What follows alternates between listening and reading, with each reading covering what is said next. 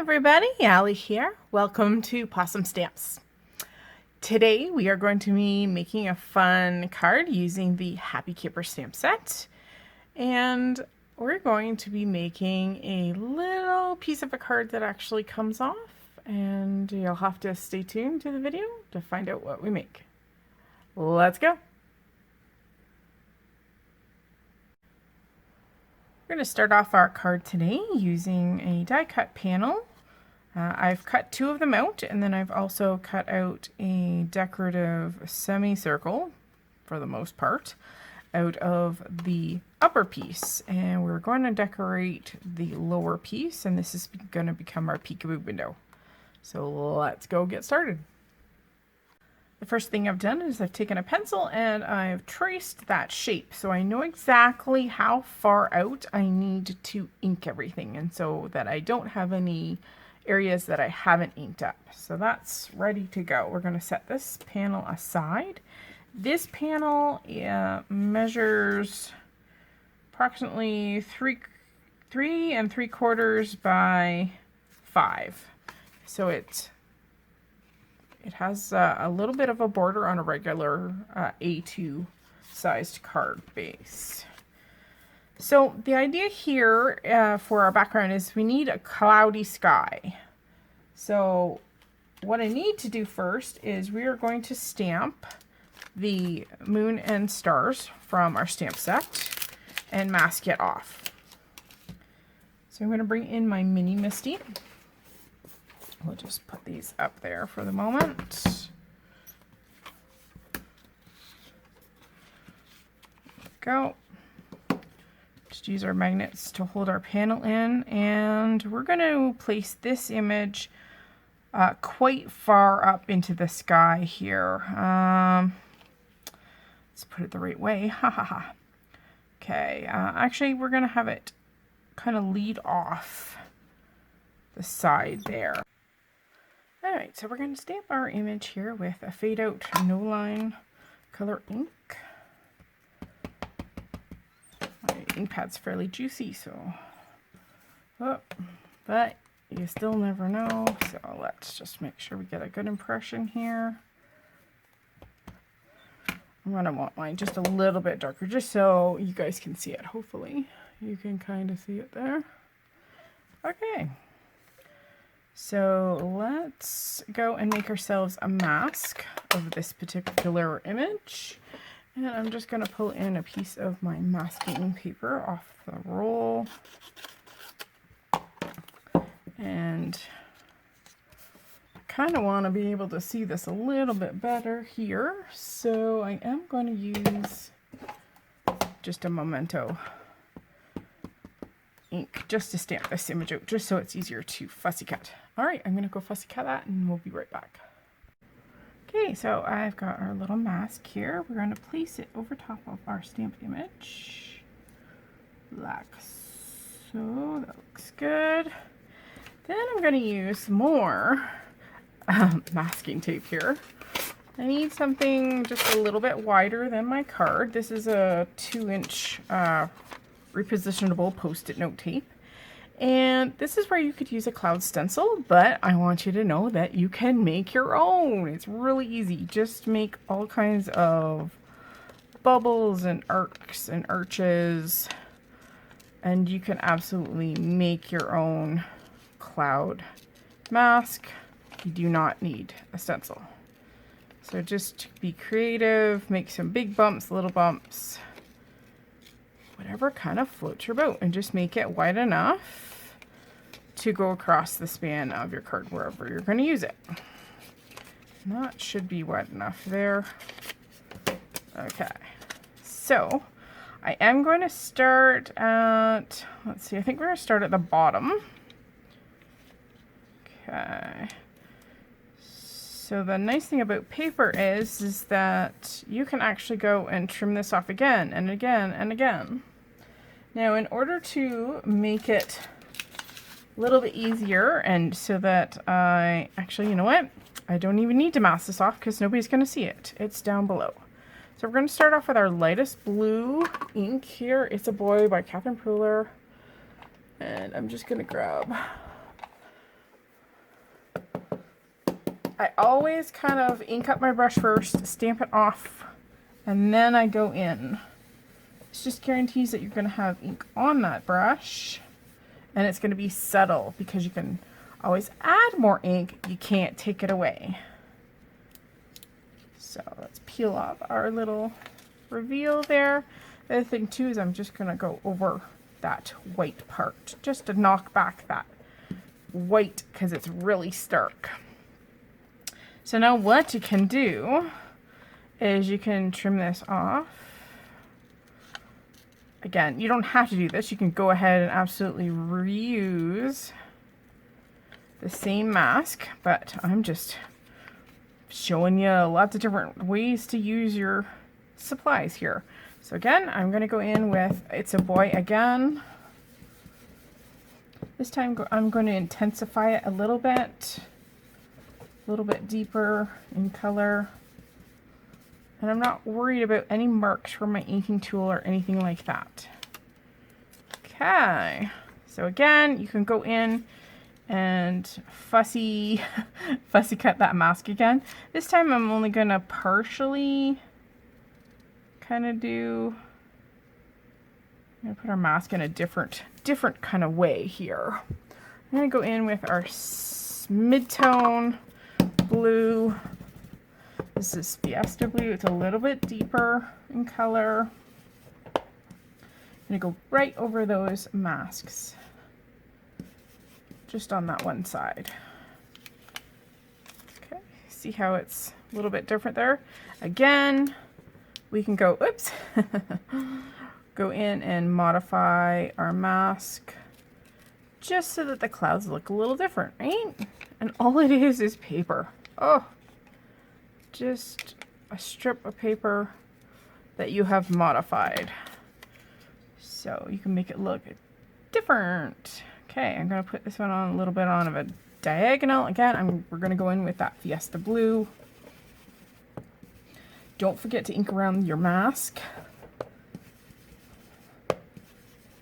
Okay, putting in fairly dark, again, layer, because I'm going kind of from light to darker in the back.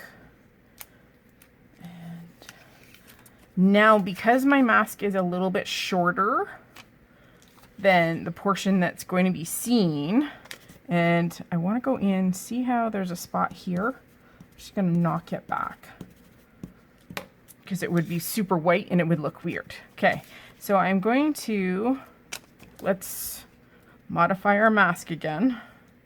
Again, this is the fun part.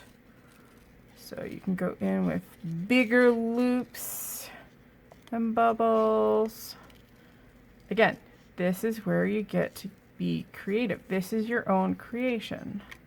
Again, you can use a stencil if that is what you'd like to do and it makes it faster. Go for it. Okay, I probably want to get at least 2 more sets of clouds in here. So because this is now open, where I could accidentally ink it, I'm just going to slip a piece of copy paper underneath that mask. And what it does, it just masks the bottom. So I don't have to worry about going over. Okay, so this is a little bit darker blue. This is our, something borrowed. So I'm just going to go to my darker blue brush here. Okay. Again, now because our mask is on wet paper, just be aware that it might have the possibility of coming up a little bit more easily because it just doesn't want to stick to wet paper. So just be more careful of the direction you're going. Okay, yeah, see, there's my moon mask. It's wanting to come up already. So I'm just going to go in the direction away from the fold. All right. And because I want to get in there one more time. Actually, no. You know what? Let's just hope that I don't get too much. I'm just going to fill in those spots with a little bit darker ink. And voila. Okay, so this is the fun part. we get to reveal our moon. And there's our moon. And of course, we're going to add some color to that too. So let's go do that now. In addition to our background here, I stamped our little sleeping bear with his little nightcap on using the same no line ink. And I'm going to color him up first because I want to show you a little bit about how you might create a fuzzy bear.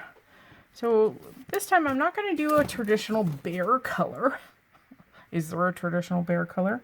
But this time we are going to do a blue bear. Yes, kind of like, you know, it might be a kid's teddy bear. So I'm going to start with a BG000 and we're going to go from there. I'm going to put on some music and then when we get to the technique, I will be back with you. Okay, enjoy the coloring until then.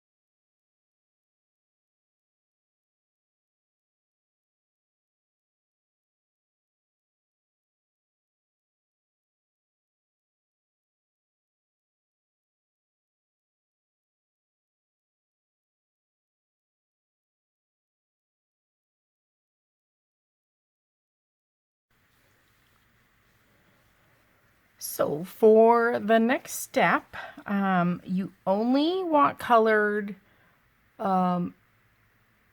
anything that's fur related, and you can't color anything else in until this technique is done. So this has to be the first and foremost colored part. Otherwise you'll wreck your coloring. So don't do that. Okay, so I have some Copic blender solution just in a spray bottle because it's just easier for me. I have a really kind of natty old white cloth that I use for this technique. And you need something with some texture to it because that's ideally what you're going to be using to add the solution to. So I'm just going to do a couple of decent sprays and then you're going to take that damp part to your image and count 1, 2, 3. And what it does is it pushes ink back, and because of the texture of the cloth, you get this kind of furry look. So you can do this quite a few times. You do have to make sure that this is damp, but don't saturate it. That's why I like this sprayer because it just adds a little bit of a mist across those fibers. Be careful to do this in a well ventilated area. And you have to kind of get your shading done in there too. That's why I've gone in and done all of that. So with that application of the textured cloth, this is kind of what you get. So of course you can go in and modify any of those lines again. You can add more detail in that. That's why his eyes and his nose and things like that aren't in there, but it's a great way to do fur. So just a little texture cloth and some blending solution and you are good to go. He's so cute and furry. So we're going to go and add the rest of the details back into him.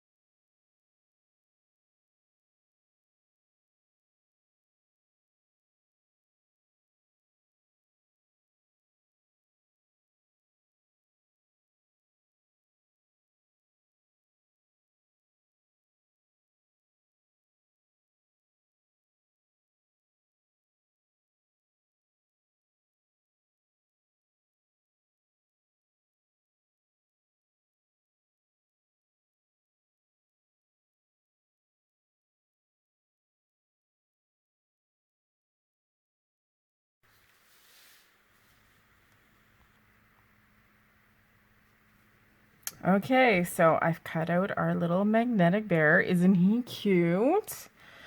And what we need to do is now put kind of the card front panel together here. So I have our little upside down or our fishbowl shape, and we are going to add that on first with some dimensional adhesive.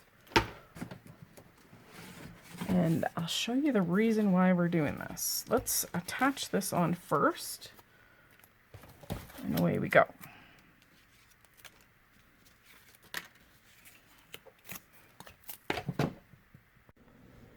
So we've got our little bear cut out, and he is now just going to literally sit in that little archway. And so he can come in and out. And if he falls out, that's okay. But that is the idea of putting the foam tape in so that he has a little cradle to sit in. So now we're just going to connect our front panel.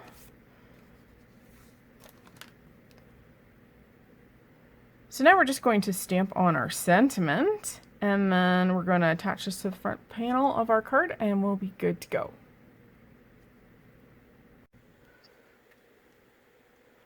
So here's our finished card with our little magnetic bear all nestled in his little cloudy bed there. I just stamped on a matching, or I stamped on a coordinating blue colored sentiment, and it's all ready to be sent in the mail. Thanks for joining me today. Don't forget to hit the subscribe button down below and come along with our adventures in stamping. Thanks again. See you again soon.